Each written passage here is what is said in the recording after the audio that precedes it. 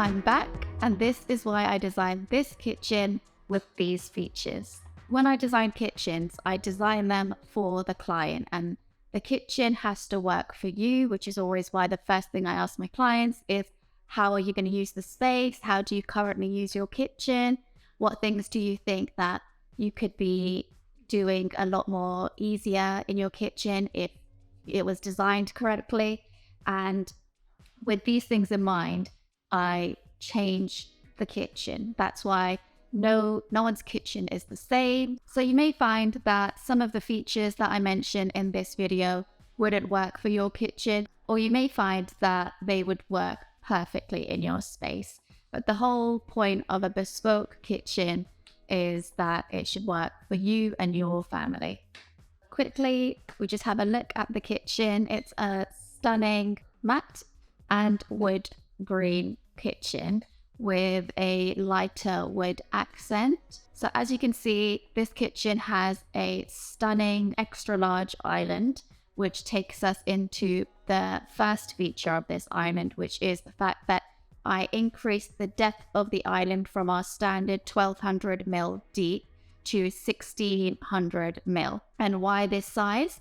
So the client said that on a weekly basis, they had large family dinners of not 20, maybe 20, I don't know. They have large family dinners of 10 plus people. So this island needs to be used as a serving station. So somewhere where they can lay out all of the food for everybody to grab their plates and grab their food and then head over to the dining table to eat. So what we wanted to do is basically have a very deep worktop here so we could put large serving dishes, and if somebody's still cooking, they're not kind of interrupted with everybody gathering around the island to serve their food. So we made the island 1600 mil deep also because the slabs of stone come in certain sizes, and this is a jumbo slab. So this is Caesarstone's new porcelain range, and the color is sleet.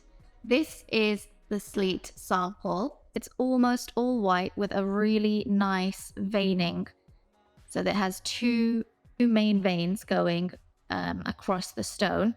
Nice thing about this stone is that if you already have quite a bit going on in your kitchen, for example, dark marine units and a large island, you don't want to go too busy on your island worktop as well, because it just kind of it confuses the design and your eye just doesn't know where to look. There's too much going on. Always consider, what are the focal points of your kitchen?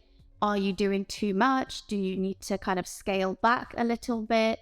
The main point is that the depth of this island is 1600 mil deep, which is just a really nice wide island. Another reason for making it this deep is that the client wanted kind of a drop-down family-style bench seating and dining table to come off of the island. And to do this and also make sure that we have enough depth behind the seating for full-depth units, we have to make an extra deep island. Is this something that you would have in your kitchen? Is this something that you need? Do you have this space? Obviously, this is space dependent. If your room is not large enough, then obviously it's not something that you could consider. But if you do have a very large space, then an extra deep island is just a really nice statement. The next point is to do with the wall units above the sink. So as you can see, we don't have too many, rectangular 90 centimeter tall wall units, though we could have put that in. We had the space, definitely, but I just thought it was a bit boring, to be honest. And because we had such a long run of wall there, it was over 3 meters of wall, I just didn't see the point in putting so many tall wall units when the kitchen already has so much storage. So if storage is not an issue, then I thought, why don't we make this a nice feature and make it a little bit different? So what we did is we stacked 2 units on top of each other. So both of these units are about 40 centimeters tall. And then we also used our extra wide doors, which are 1500 mil wide.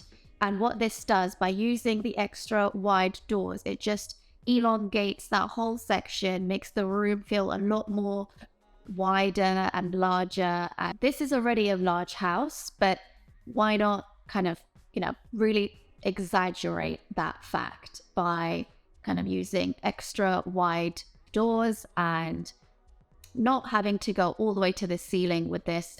And then in the middle of these units, what we did is we placed a nice open shelving unit. And this is just a really nice place to place frequently used items, or it could also be used as a decor piece.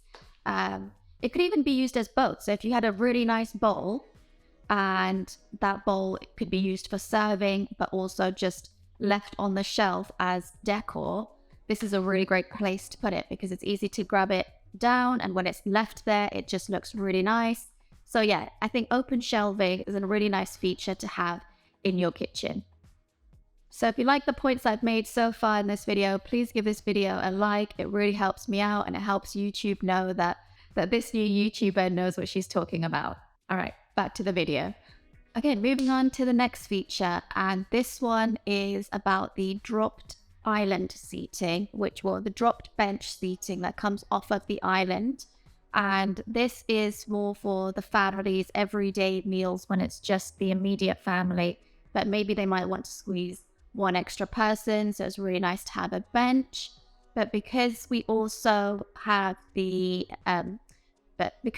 wanted the island to be used as a serving station, we weren't able to kind of fit 5 seats on the island and have the serving station.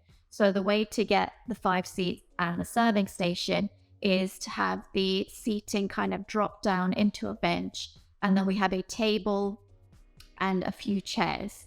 So the advantage of having bench seating is that usually the bench would be made out of units as well, so the seating would be extra storage.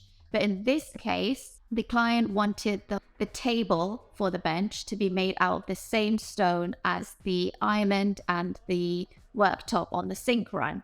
So this would mean that the table is going to be very heavy and it's not going to be moved. There isn't really much point in making the bench into storage because you're never really going to move the table, so you're never really going to get to that storage. So on this occasion, we've just clad the seating in the wood paneling. And I've only just realized right now that 3 of these points are related to the island. So this next one is about having the hob on the island, but specifically having a venting hob on the island. What is a venting hob? So this is when the extractor is built into the cooktop. So it's usually an induction, but you can get this with gas or a teppanyaki or a wok burner. There's lots of options, but usually we would just install an induction hob with an extractor built in. And why have we put the extractor on the island? And this is because we have a very large open plan kitchen, living, diner area. I think there's also kind of like a play area as well within this whole space.